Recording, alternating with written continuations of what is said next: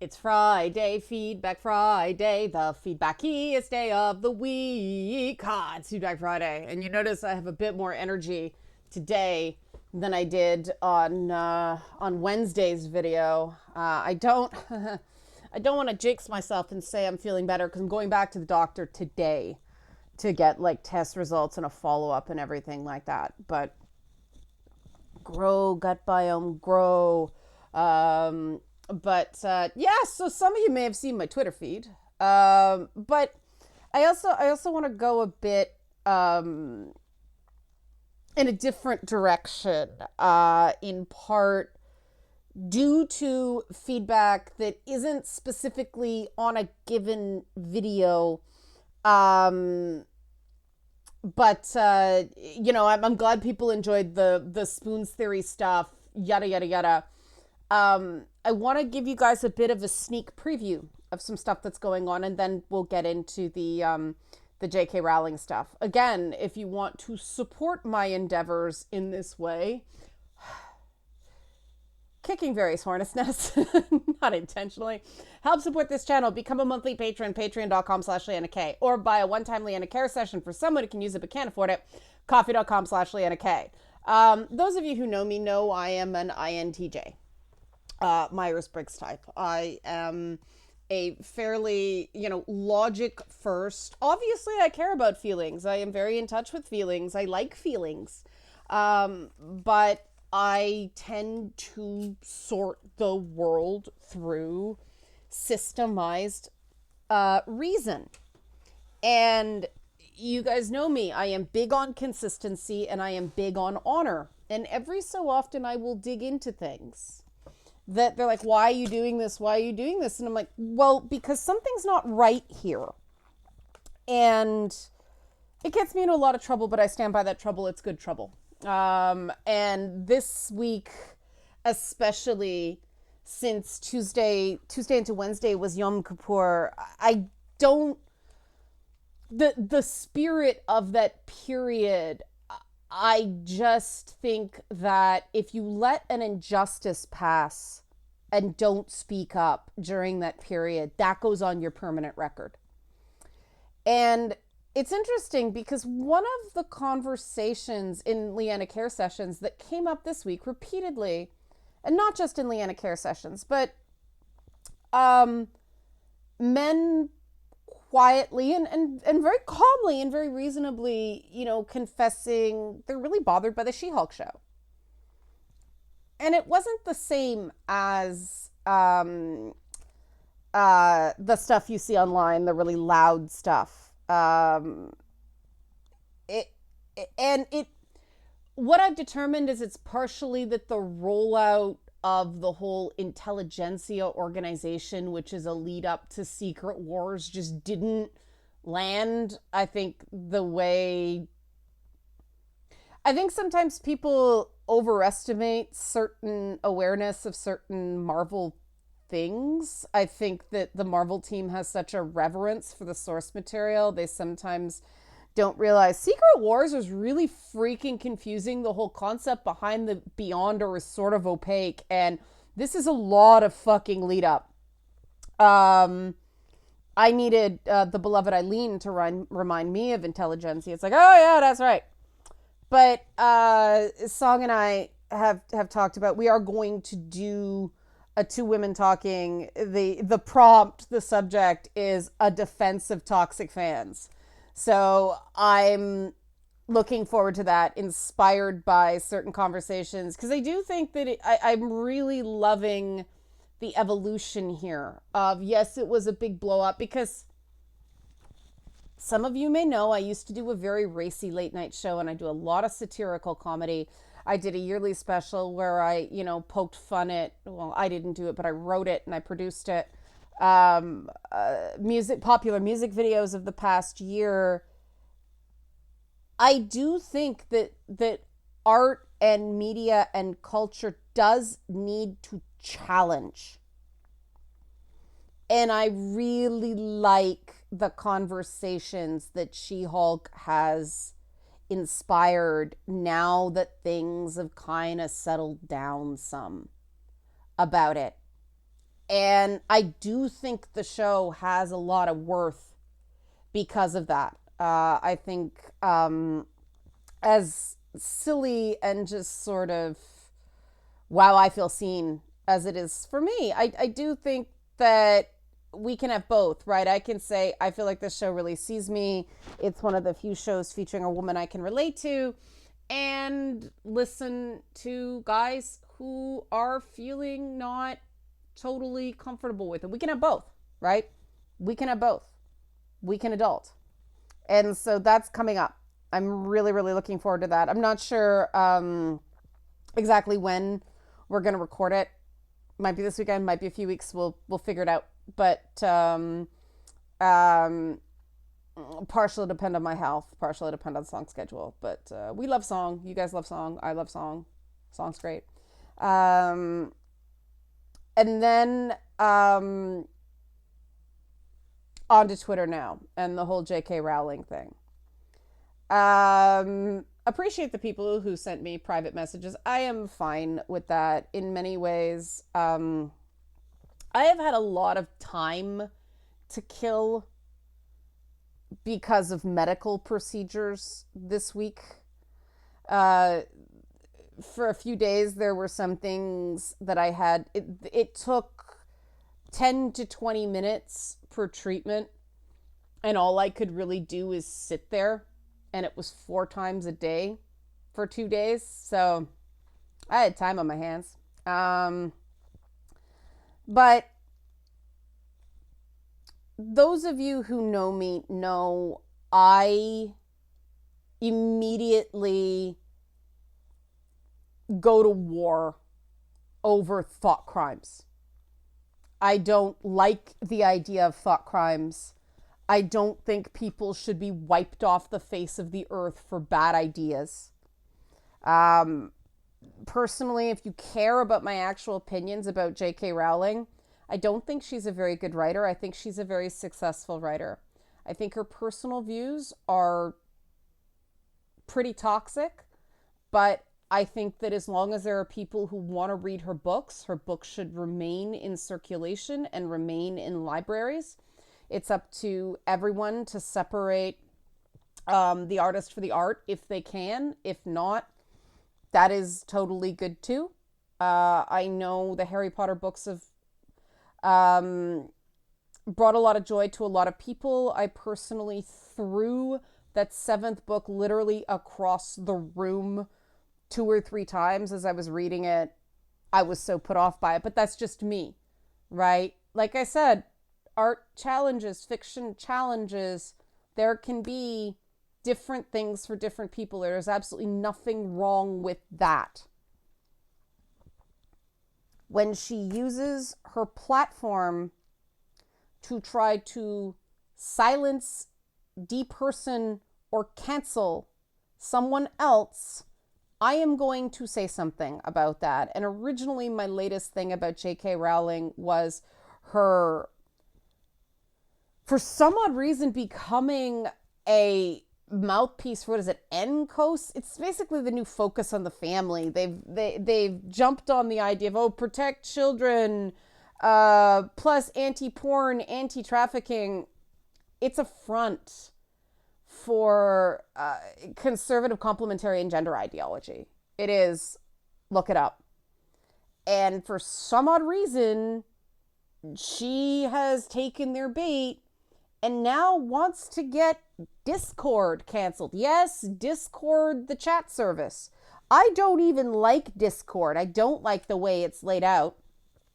But to insist that because 4 12-year-olds over the entire history of Discord had something bad befall them when Discord's terms of service indicate the minimum age is 13, that is somehow the fault of Discord and not somebody's inability to supervise a 12-year-old's computer use.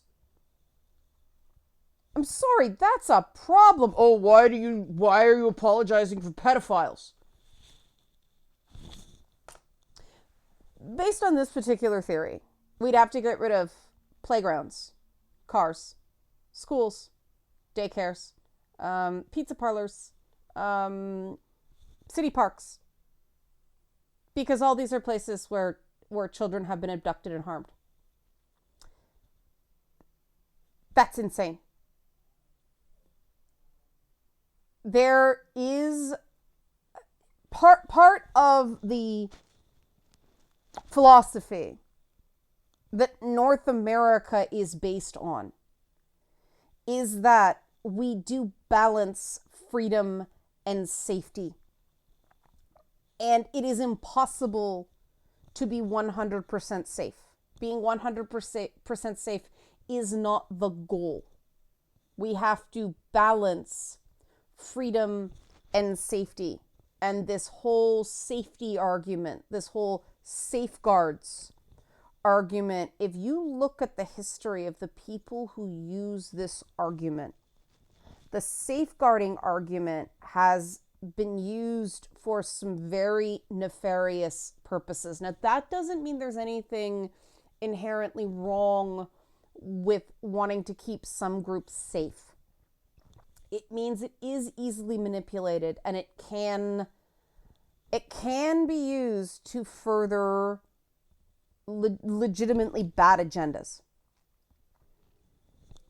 And I'll be completely honest, just my opinion, I can't prove it. I think J.K. Rowling's nuts. She's nuts. And it's very sad that there's no one around her that can get her some help, so she can see things reasonably. Because then there's this whole thing with the Mermaids charity.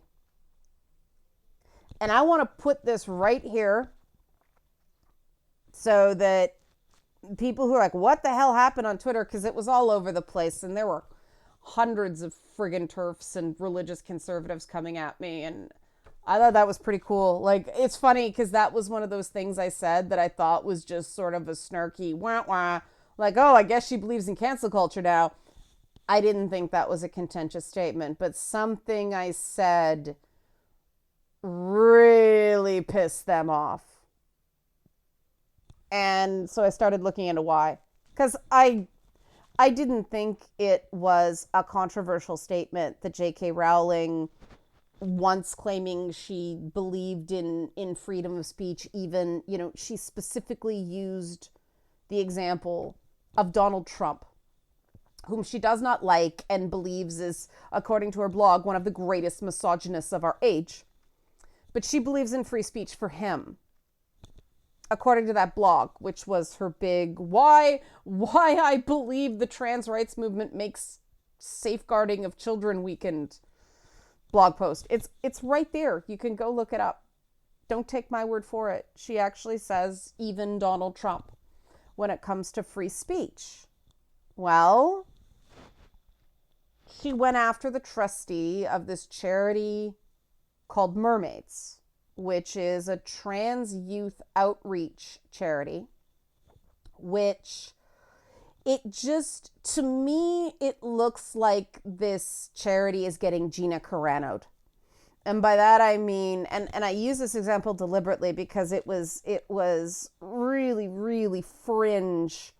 I don't consider these people transgender activists. I don't know what these lunatics were, but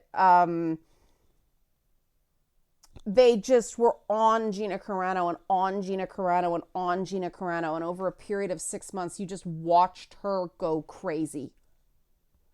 And I think in that case, they actually cultivated someone who now may have actively hostile views against transgender people. I mean, maybe not.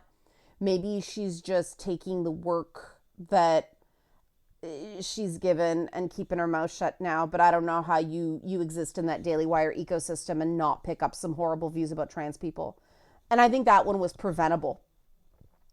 I think that Gina Carano started off as just uninformed and somewhat naive, and they just wouldn't let up. And again, I'm a structural person. I see systems. The individual details of these things are not as important to me as the frameworks that this stuff exists in. This is about shitty tactics.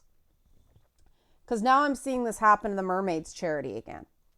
This is a group that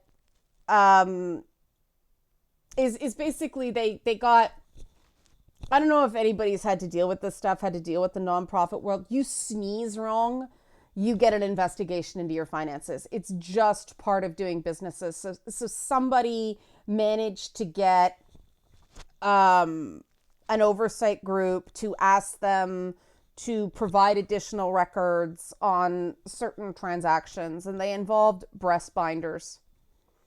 For people who don't know, breast binders are basically, you know those anime when you see a woman with bandages wrapped around her chest to stop them from moving while she's fighting? That's essentially what it is. They're garments with hooks and eyes now.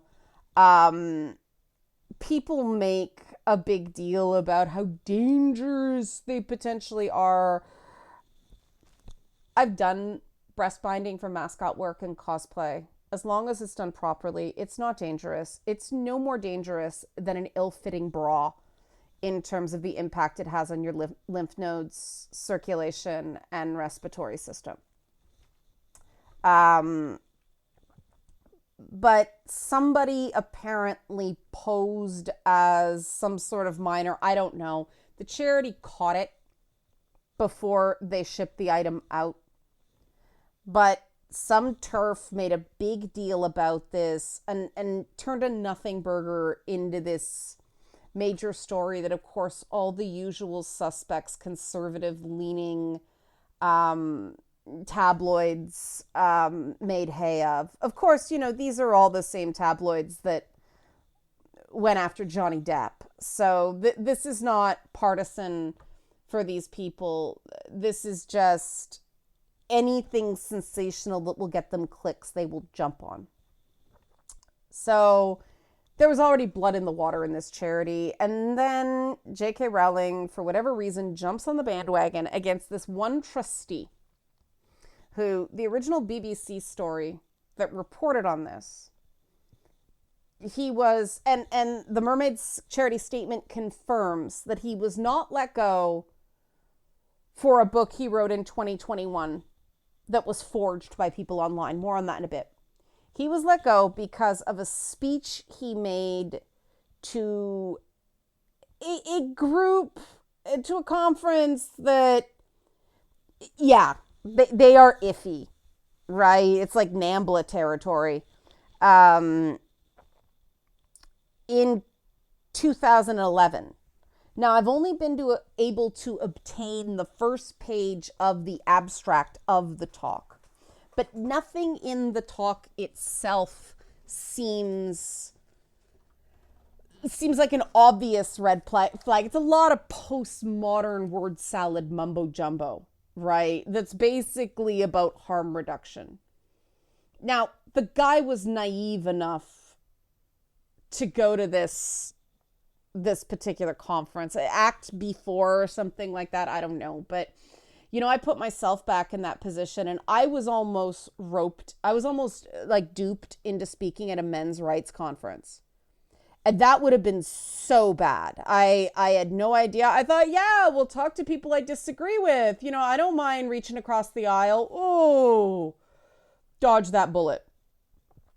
I also had a near miss with a particular feminist conference that approached me at another event, and they seemed really interesting, and they seemed interested in what I was doing. The people themselves seemed fine, and I happened to ask around, and my friends are like, do not go there. They are insane. This is what they're about. But of course, the Google search I did on them brought up nothing.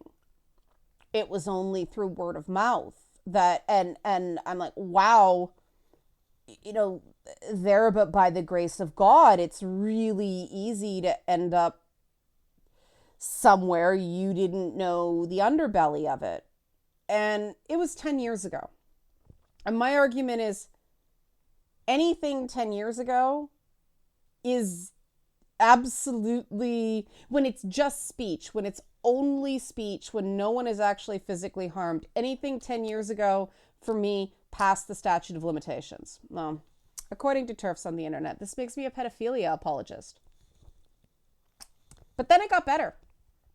Then they started producing these screenshots of just little snippets of paragraph text that they claim to be from a 2021 book this guy named Jacob Breslow had written, that claimed he was lusting after dancing 12-year-olds, comparing children to shoes for the purpose of ejaculation, and basically being a pedophile sympathizer, perhaps a pedophile himself.